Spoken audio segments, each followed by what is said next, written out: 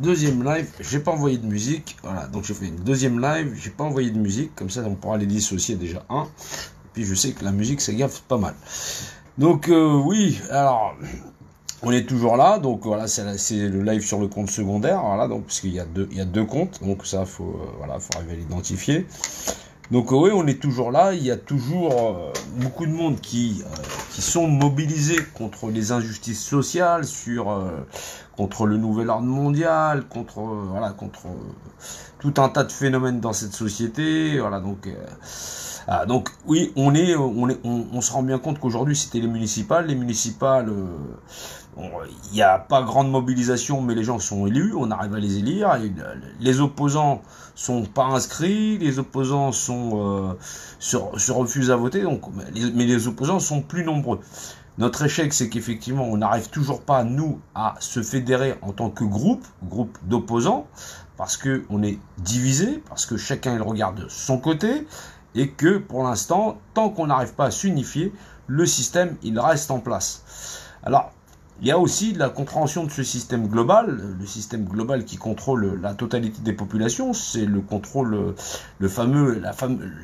l'art et la manière avec laquelle les élites arrivent à nous manipuler, parce que ils sont loin d'être bêtes, mais est-ce que, quand je vous l'explique, pour beaucoup, est-ce qu'on arrive à comprendre comment ils font pour arriver à nous manipuler?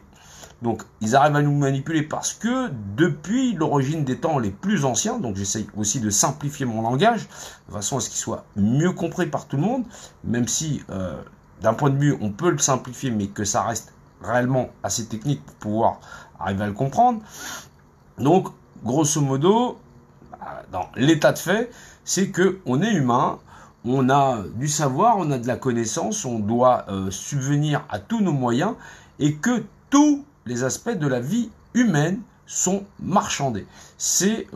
ce qu'on appellerait la trinité des élites dans l'art de pouvoir nous contrôler, ou c'est le concept général de tous les modèles de la société humaine depuis les temps les plus anciens. Et parce que ce modèle, il est accepté d'une manière naturelle par l'ensemble des populations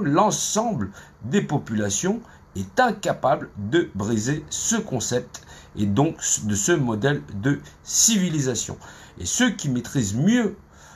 ce concept dans ce modèle de civilisation, depuis l'Égypte ancienne, comme référence de première civilisation jusqu'à nos jours,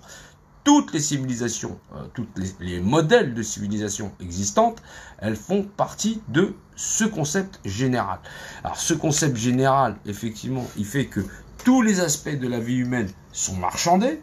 et parce qu'elles sont marchandées, forcément, ça donne une inégalité, l'inéquité pour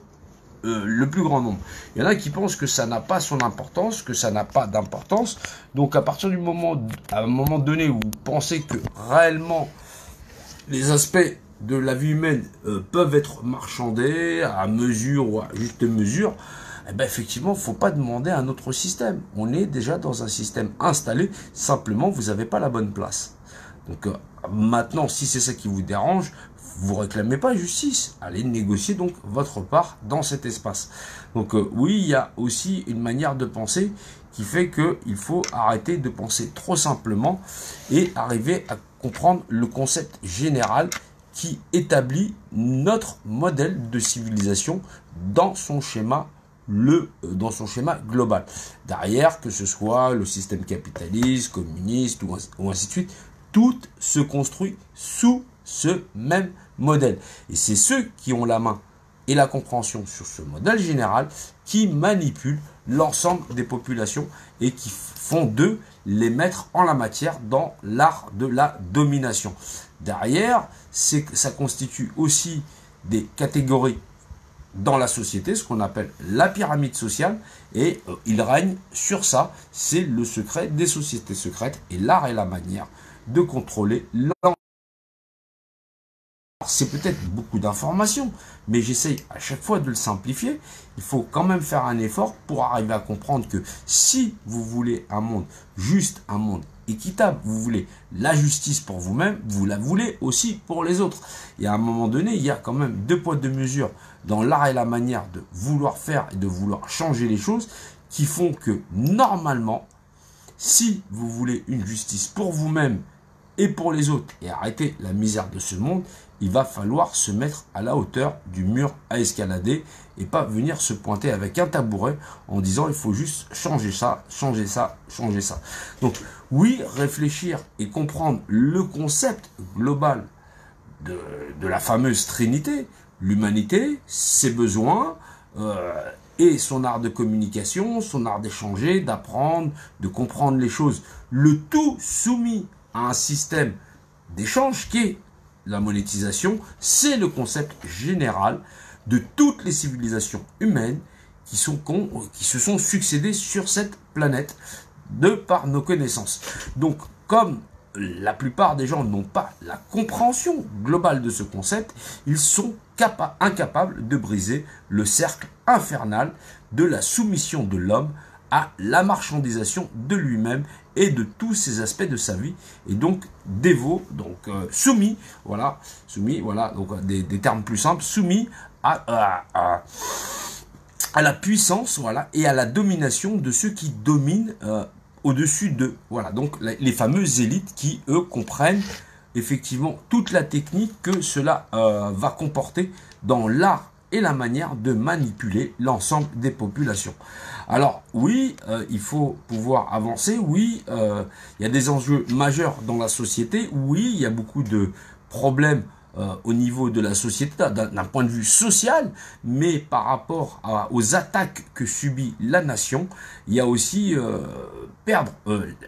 effectivement cette nation au profit des grands acquéreurs, donc que sont les puissances financières qui achètent tour à tour la terre, et derrière où toutes ces propriétés que sont la nation vont devenir la légale propriété de ces personnes à pouvoir la contrôler, ainsi que les populations. Alors on aura fait autant de guerres, tout ça, et perdu autant de vies humaines, tout ça pour, au bout du compte, le laisser aux marchands. Donc, non, non, non, non, non, la nation française, la nation dite des peuples de Gaulle, ne compte pas se laisser faire et est prête à abandonner effectivement tous ses droits au bénéfice de la nation, quitte à ne rien en tirer et vivre dans le partage. Il faudra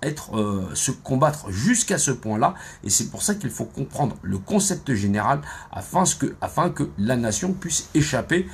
au sort que lui préparent les élites, celui du grand jeu, de la grande marchandisation, parce que c'est une marchandisation générale à ciel ouvert, où effectivement les États n'auraient plus de mots à dire, et on ouvrerait les frontières, non pas aux États ou en tant qu'État, en tant que superstructure, mais les États seraient alors des systèmes bancaires qui géreraient tous les aspects communs de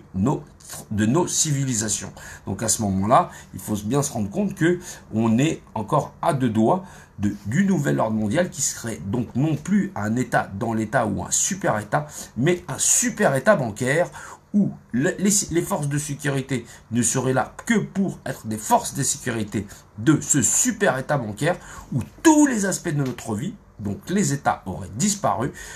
Et effectivement, le pouvoir central ne serait qu'un grand système bancaire qui fait que si les populations venaient à se rebeller, elles n'auraient plus donc affaire à non simplement à des forces de sécurité territoriales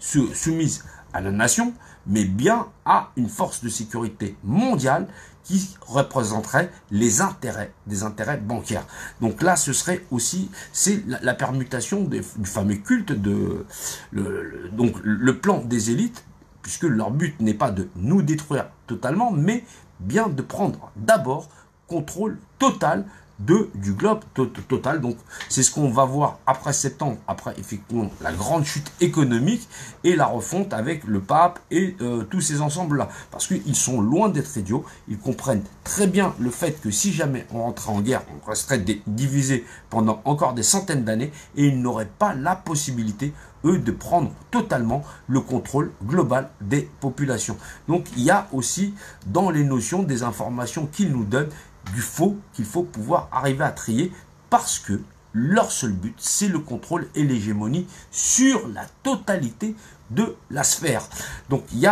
donc on doit comprendre que s'ils appliquaient un certain plan, eh ben, ça ne fonctionnerait pas parce que tout simplement, ils se priveraient eux-mêmes de pouvoir exercer tout pouvoir sur l'ensemble des nations. Donc il y a beaucoup d'intoxication dans les informations qu'ils nous donnent de façon à générer le chaos dans nos esprits. Donc oui, ce ne sont pas des idiots parce qu'ils savent très bien qu'ils doivent, pour pouvoir contrôler les humains, laisser les humains, la technologie, le savoir, les besoins premiers, soumis à un système financier qui va les contrôler et les asservir. Générer une guerre, c'est effectivement générer potentiellement un autre modèle de vie alternatif qui ne va pas les avantager et en plus diviser les nations entre elles pendant une période encore plus longue et peut-être indéterminée et qui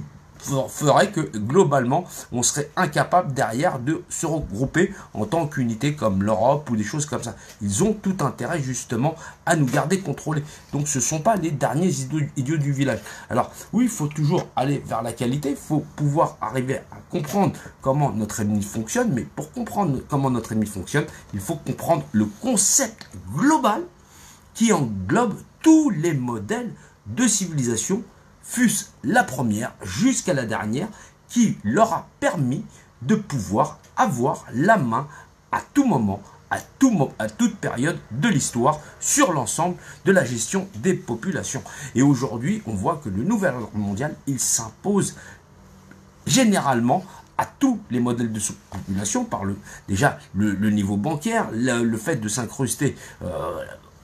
dans tous les modèles politiques, sociaux. Ils sont de l'extrême gauche à l'extrême droite. On les connaît sous l'apparence de la franc-maçonnerie, le sionisme politique et tout un tas d'informations. Donc ça fait beaucoup d'informations à gérer, mais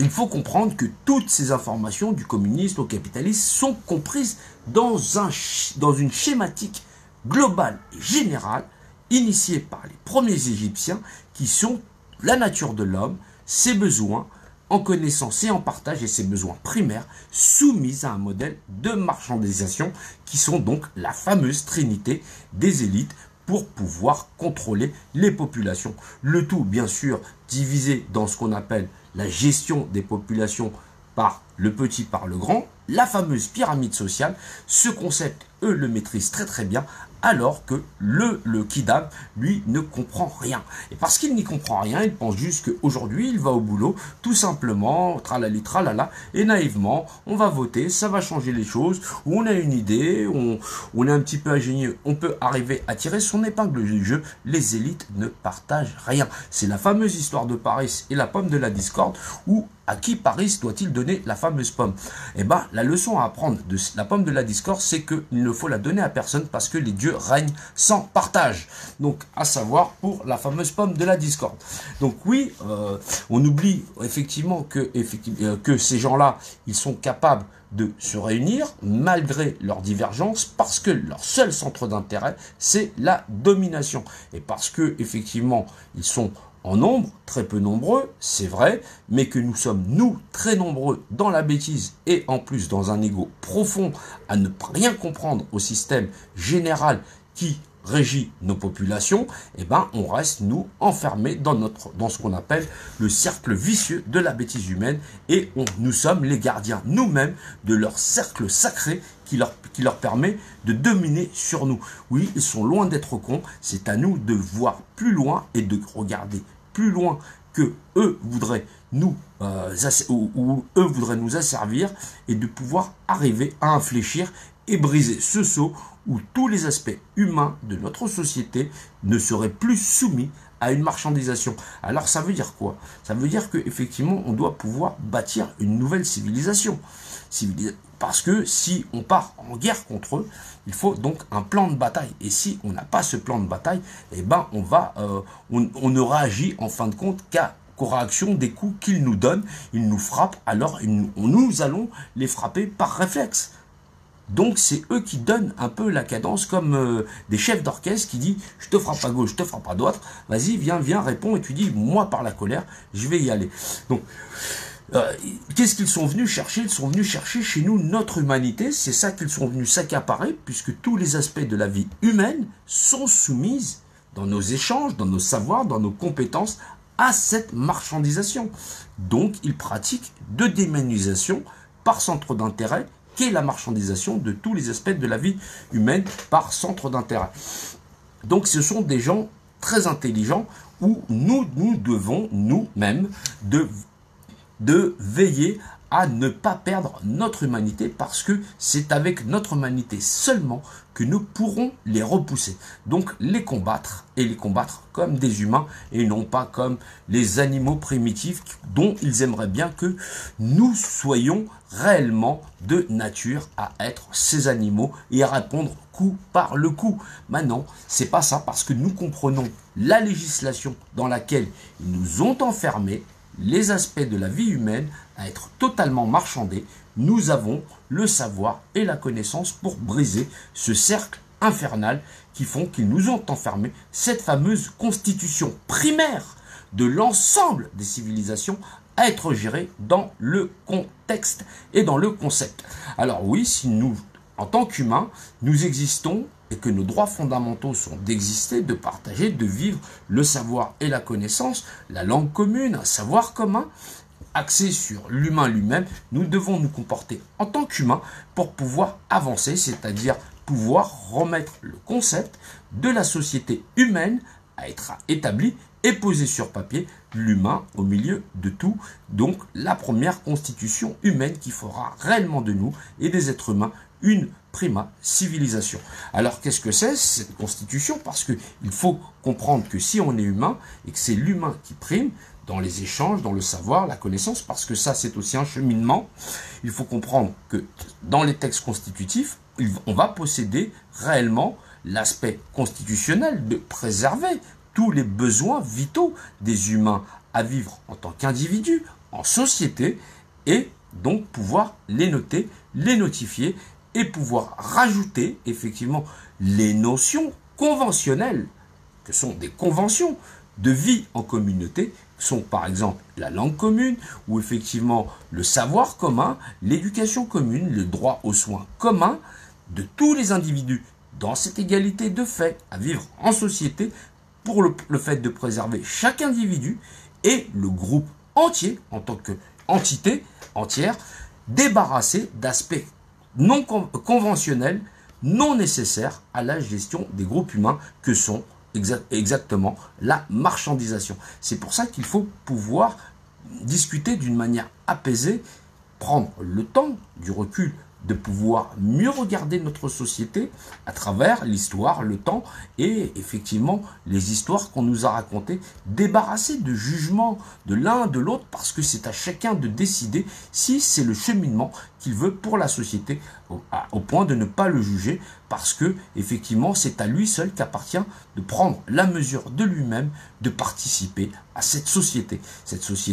peut être future, puisqu'il faudra donc la majorité dans cette société d'arbitraire, et qui fera que nécessairement dans l'art et la manière de communiquer fera que cette rationalité apaisée, pesée dans les mots, dans l'échange, dans le partage du chacun, à prendre lui-même ses responsabilités, on pourra alors progresser. Alors effectivement, n'hésitez pas à revoir, regarder, essayer de comprendre, contacter, échanger avec vos amis pour pouvoir